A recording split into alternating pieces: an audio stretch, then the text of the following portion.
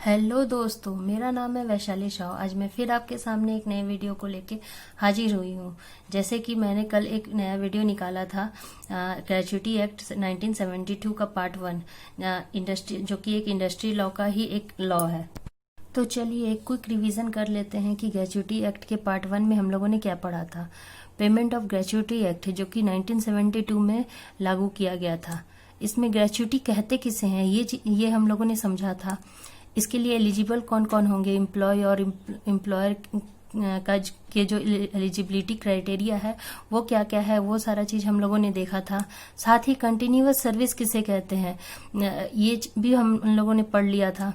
Gratuity किस किस time पे दिया जाता है, हम लोग जानते हैं कि केवल रिटायरमेंट के टाइम पे दिया जाता है। क्या सच में रिटायरमेंट के ही टाइम पे दिया जाता है या फिर और भी कंडीशंस पे ग्रेच्युटी पे किया जाता है, ये भी देख लिया था हम लोगों ने। साथ ही ग्रेच्युटी के कैलकुलेशंस देखे थे और एक एग्जाम्पल के साथ।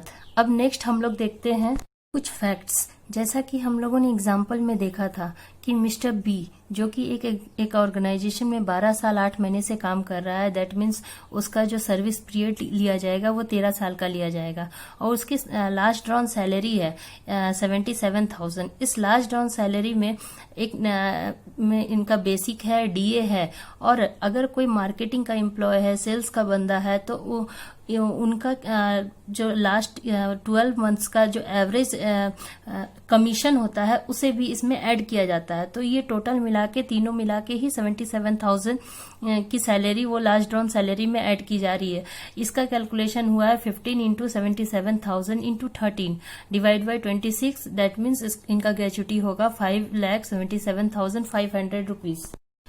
बहुत सारे लोगों के मन में ये सवाल कल उठा था कि किसी का बेसिक और डीए 77,000 कैसे हो सकता है। एक्चुअली मैं पार्ट 2 में ये चीज आप लोगों को बताने वाली थी कि इसके अंदर इंक्लूड है उनका सेल्स का कमीशन भी, 1 साल का एवरेज कमीशन। और ये कमीशन केवल मार्केटिंग या सेल्स के बंदों को ही के लिए ही होता है, या फिर किसी कमीशन बेस्ड एम्प्लॉय को ही ये बेनिफिट्स दिया जाता है। चलिए चलते हैं, कुछ और भी फैक्ट्स को देखते हैं।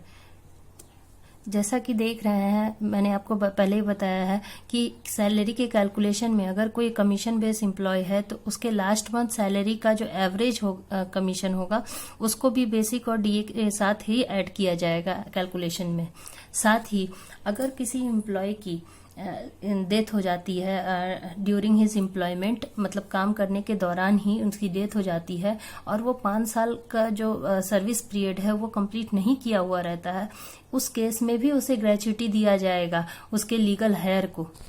इसके अलावा अगर कोई एम्प्लॉयर ये कहता है कि वो बैंकरप्सी के कारण उसका फाइनेंशियल क्राइसिस हो गया है या फिर उसके हालात बहुत खराब है, इस केस में भी वो रिफ्यूज नहीं कर सकता है ग्रेच्युटी को पे करने के लिए अपने एम्प्लॉय को।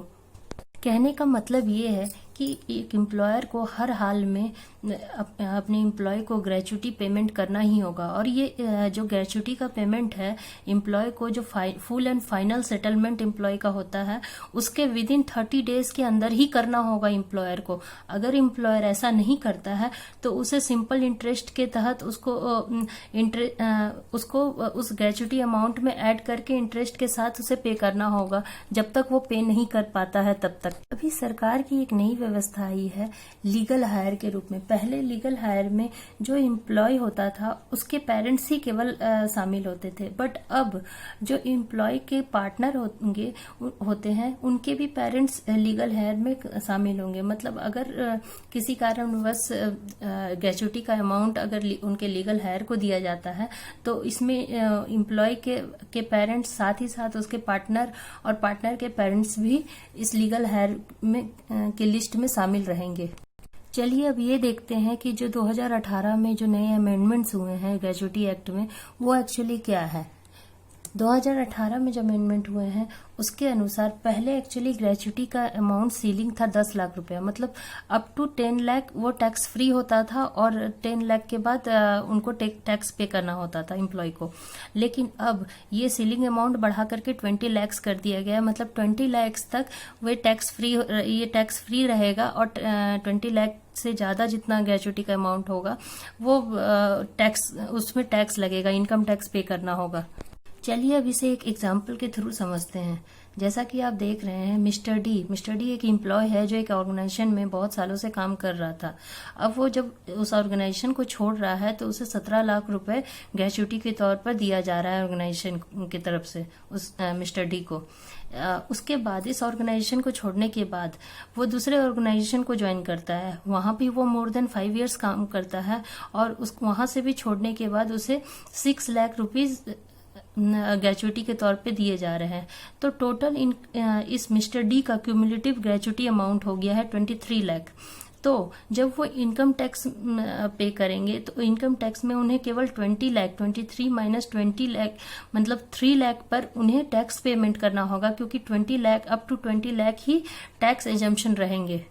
तो उम्मीद करती हूँ कि आपको ये कैलकुलेशन बहुत अच्छे से समझ में आ गया होगा। चलिए अब चलते हैं ग्रेच्युटी किस किस रीजन से एम्प्लॉय को नहीं दिया जाएगा। अगर कोई एम्प्लॉय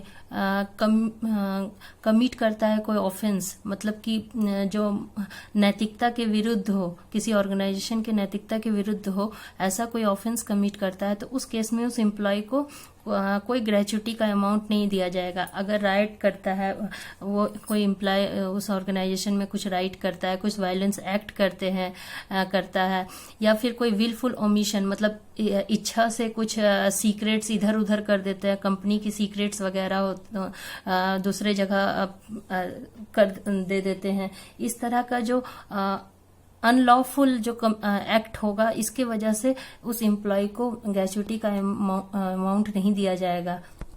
ऐसा कोई भी ऑफेंस जिसकी वजह से ऑर्गेनाइजेशन की प्रॉपर्टी का डैमेज हो, इस तरह के किसी भी ऑफेंस अगर कोई भी एम्प्लॉय करता है तो वो ग्रेच्युटी उसे नहीं मिल पाएगा कभी भी। चलिए अब चलते हैं कुछ और फैक्ट्स को देखते हैं। जैसा कि कुछ एम्प्लॉय डिजेबल हो जाते हैं, जैसे कि ड्यूरिंग हिज एम्प्लॉयमेंट कभी किसी का एक्सीडेंट हुआ तो जैसे पैर टूट गया, हाथ टूट गया, इस तरह का कुछ भी एक्सीडेंट के दौरान कुछ डिजेबल हो गया वो एम्प्लॉय, तो उस केस में क्या होगा कि डिजेबलमेंट के पहले जो सैलरी वो रिसीव करते हैं और डिजेबलमेंट के बाद जो सैलरी रिसीव करते हैं, वो दोनों सैलरी का एवरेज निकाल करके उस सैलरी पर ग्रेच्युटी पेमेंट किया जाएगा। चलिए इसको भी एक एग्जाम्पल के थ्रू समझते हैं।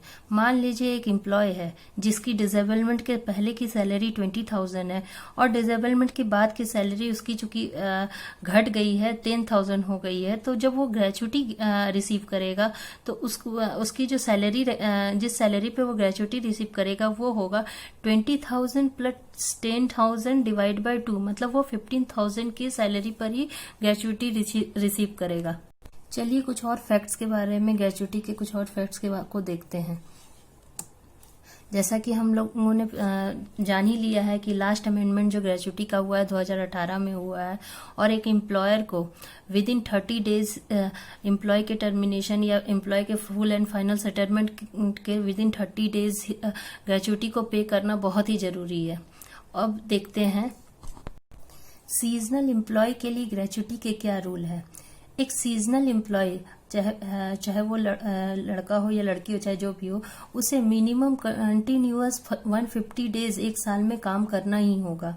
जैसा कि नॉर्मल एम्प्लॉयज जो 240 डेज मिनिमम 1 ईयर में काम करना होगा, उसी तरह सीजनल एम्प्लॉयज के लिए ये क्राइटेरिया रखी गई है 150 डेज इन 1 ईयर। इनका कैलकुलेशन को भी देखते हैं अब हम लोग।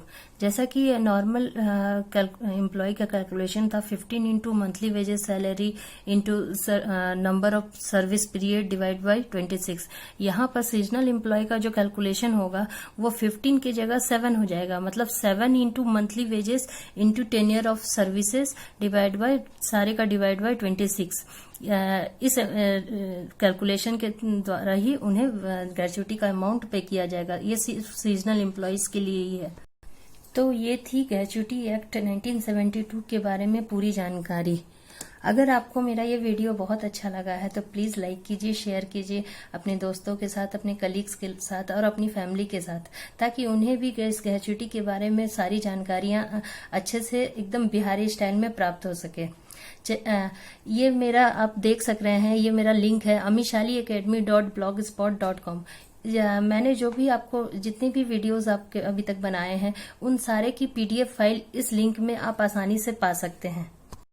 साथ ही अगर आपके पास ग्रेजुटी से रिलेटेड कोई भी सवाल है, किसी भी तरह का क्वेरी है, तो आप मुझे बेझिझक होकर कमेंट में पूछ सकते हैं। मैं हर सवाल के आपके जवाब देने के लिए तैयार रहूंगी कभी भी। चलिए इसी के साथ मैं ये से यहाँ पर समाप्त करती हूँ। Thank you guys, thank you so much for इस वीडियो को देखने के लिए, लाइक करने के लिए। Thank you. मैं नेक्स्ट वीडियो बहुत जल्द ही आप लोगों के सामने लाने वाली हूँ और उम्मीद करती हूँ जो नेक्स्ट वाला वीडियो होगा वो भी आप लोग के लिए बहुत ही ज्यादा इम्पोर्टेंट साबित होगा। Thank you so much. Bye.